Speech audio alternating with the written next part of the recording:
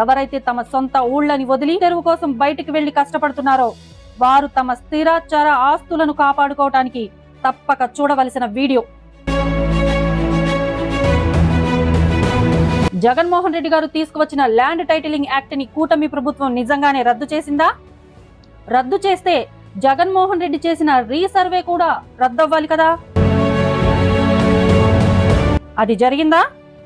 Jaganmohan Reddy ఓడిపోవటానికి, Telugu Desam party గెలవటానికి ప్రధానమైన కారణం జగన్మోహన్ రెడ్డి గారు ల్యాండ్ టైటిలింగ్ యాక్ట్ తీసుకురావటమే. టీడీపీ ప్రభుత్వం అధికారంలోకి వచ్చిన వెంటనే ల్యాండ్ టైటిలింగ్ యాక్ట్ ని రద్దు చేసింది కదా. కానీ జగన్మోహన్ రెడ్డి గారు చేసిన రీసర్వే ఎందుకు రద్దు కాలేదు? 22A చేర్చిన రైతుల భూముల పరిస్థితి ఏంటి? రైతులు ఇంకా ఎన్ని సంవత్సరాలు రెవెన్యూ ఆఫీసుల చుట్టూ తిరగాలి? ముఖ్యంగా ఉమ్మడి తూర్పుగోదావరి జిల్లా రంగంపేట మండలం రైతుల అరణ్య రోదన రెవెన్యూ అధికారులకు తెలీదా? తెలిసినా తెలియనట్లు నటిస్తున్నారా?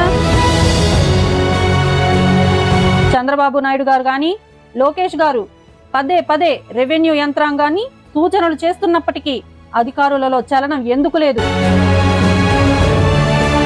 పుష్కర కాలువ రైతుల సమస్యలు ఎన్ని పుష్కరాలైతే తీరతాయి అనే అంశాలను చర్చించే ముందు మా ఛానల్ని తప్పక సబ్స్క్రైబ్ చేసుకోండి.